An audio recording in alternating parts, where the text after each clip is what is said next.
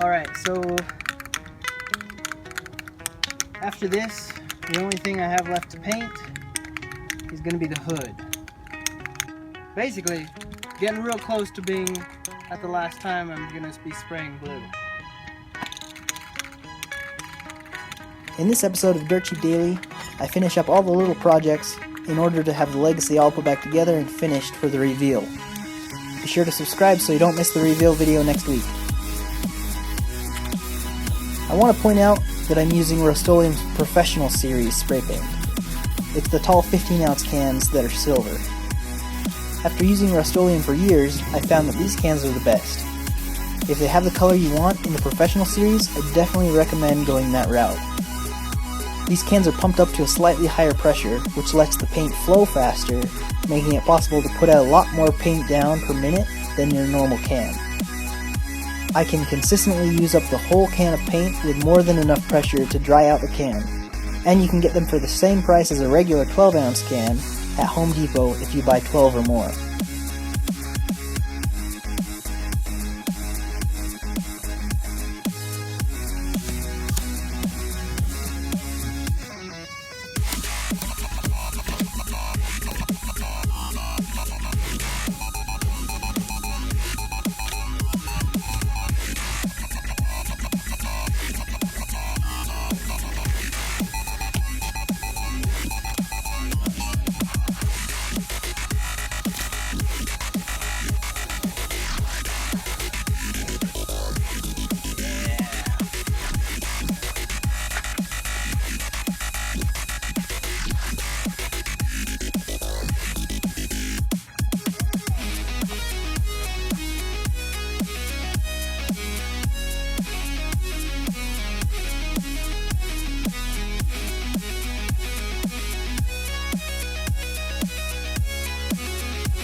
As I put the new bumper on and the freshly painted mesh grille, I realized the headlights were in dire need of attention. I searched through my box of sandpaper and found a 1500 grit and went to work. These headlights are made out of plastic, which dries out and becomes discolored over time by the harmful rays of the sun. The car is almost 20 years old and had some of the foggiest headlights I've seen. Since they're plastic, you can just sand off the top layer of foggy plastic and clear coat them to get them looking brand new. I was a little worried about only using 1500 grit on them. I would have liked to use an even higher grit like 2000, but I didn't want to run over to the store, and I'd already spent everything I'd budgeted for the paint job. I've seen other videos where people use whitening toothpaste to buff their headlights, so I decided to try it. I honestly have no idea if the toothpaste did anything, but thankfully I used the Rust-Oleum Crystal Clear Gloss, and that was able to fill in all the little scratches left over from the 1500 grit wet sand. After letting them cure for a day, they turned out great. Stay tuned for the reveal episode next week to see just how good they look.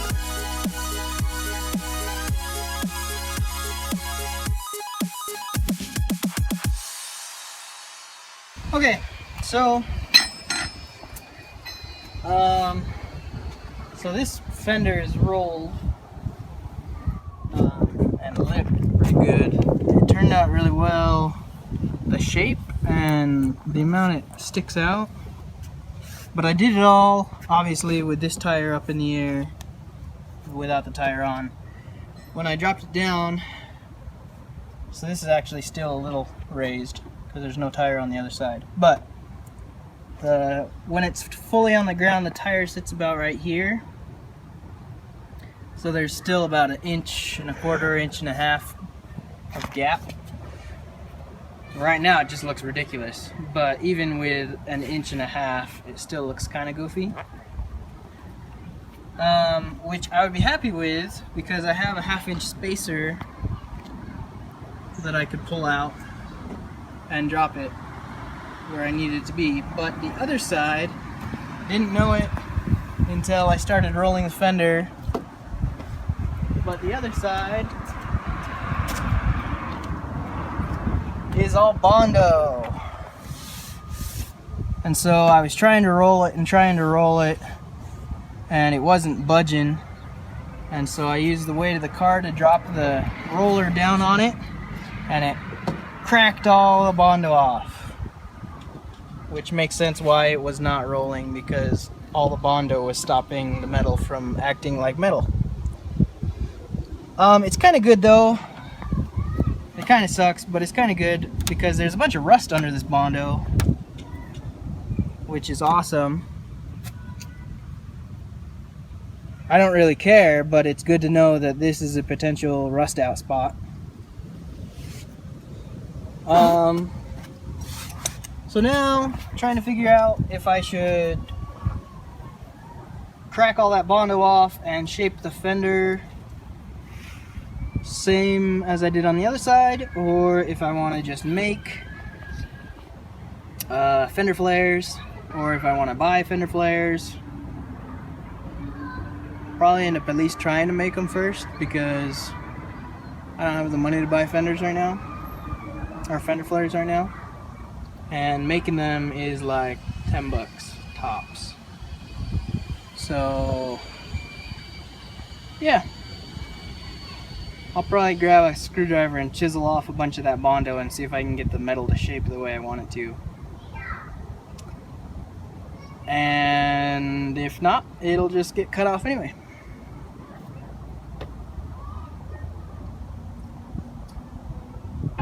Some of the biggest laughs I had this last week were the comments I got on the picture I posted of my rolled fenders. I had people telling me I was doing it wrong and that I didn't know what I was doing, and that I should watch YouTube videos before I try and work on my car. It's funny to me because they completely missed the point of my post. The reason I bought that tool was to make my wheel arches look the way I made them look. Having them stick out like that was the plan before I even bolted the tool up to the hub. I realized the fender roller isn't meant to do what I made it do, but that's the essence of what I do. There's no other way I could have gotten such a smooth lip without using a fender roller to do it. I came up with a way to make my car look how I wanted, using tools that were available, even if that's not what they were designed to do. I just think it's ironic that other quote-unquote car guys were bashing me because I did something that isn't cookie cutter. The body of your car is just sheet metal. With some practice, sheet metal can be pretty easy to work with, and you shouldn't be afraid to mess it up. It can always be fixed or put back to how it was before. The first time I did something like this was on my Volksrad. The day after we got it, my brother took a Sawzall to it and cut the front and rear aprons off. I was pretty worried, but I learned how to work with metal, and I was able to turn it into a functional daily driver that I loved. I probably would never do this kind of thing to a newer car, but it's just as likely that I'll never even buy a newer car. I know this isn't what rolling a fender is, or what it's even supposed to look like, but I call it a rolled fender for a lack of a better term. The reasons behind this idea was first and foremost because I liked the way it looked. Behind that, there is a function to it. On my lifted Forester, I had the tires sticking out past the fenders, and whenever it rained, I'd get big rooster tails shooting off the tires. I don't want to have any issues with the police, especially since my car is so flashy, and covering the exposed tire will be one less thing that I can get stopped for.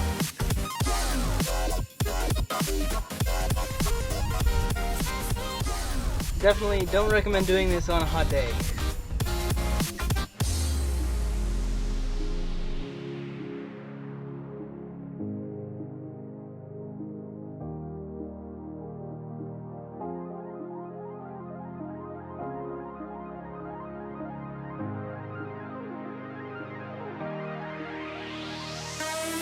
As I was putting the adapter and the wheel back on, I was trying to figure out what I wanted to do with all that cracked Bondo. If I wanted to re-Bondo and smooth it out, if I wanted to get rid of all the Bondo there.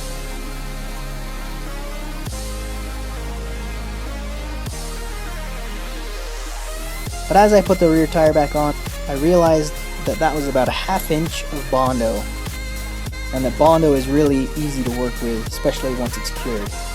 So I went and pulled out my grinder with a sanding disc on it, and I shaped the Bondo into one of my favorite parts of the whole car.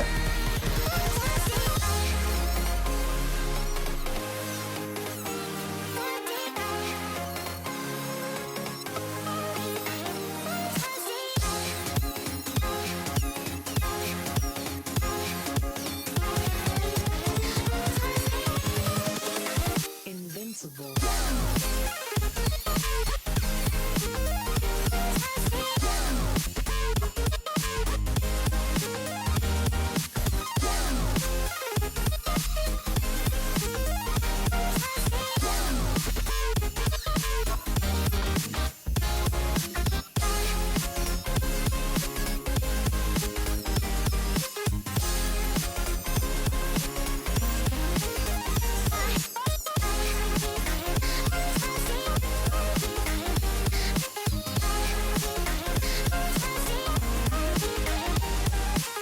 After wiping it down, I did clear coat it so that the metal wouldn't rust. With that finished up, I was finally able to spend some time on my cold air fender vents. I started by drawing the shape on the fender to see if it fit the styling of the car, and then I started cutting it out. I started with a Dremel tool, but it was a little too small, so I grabbed a cutoff disc and my grinder. I cut the vertical slits and then cut the outline, leaving a small piece of metal to hold the gills in place. These cutting discs create a lot of really sharp edges, so be sure to deburr whatever you cut and to wear gloves.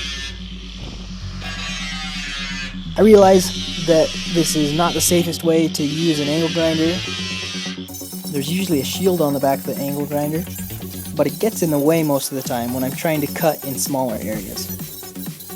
Be aware that this is an extremely powerful tool, and it can be dangerous if you don't know what you're doing. I didn't want anybody messing with the vents or bending them around, so I grabbed the old hood support from how my car got like this Impreza that we'd replaced with struts. The bend on it was perfect and supported all of the gills. I pulled out my welder and buzzed it on.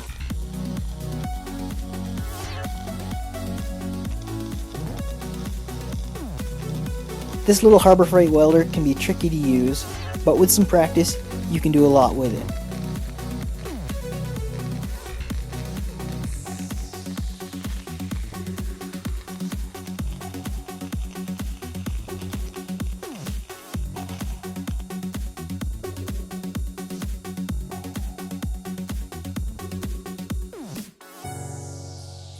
It does leave a lot of splatter and slag, so be sure you have a wire brush to clean it all off with.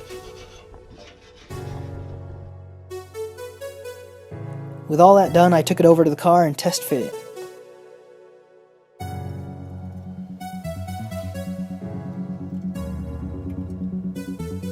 I was happy with how it turned out, so I started sanding it down.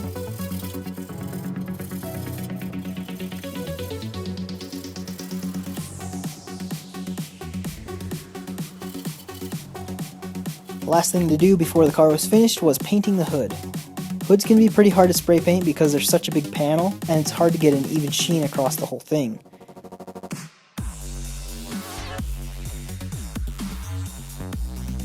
Luckily, I was using flat white, and after a little sanding once it had cured, the sheen is perfectly even.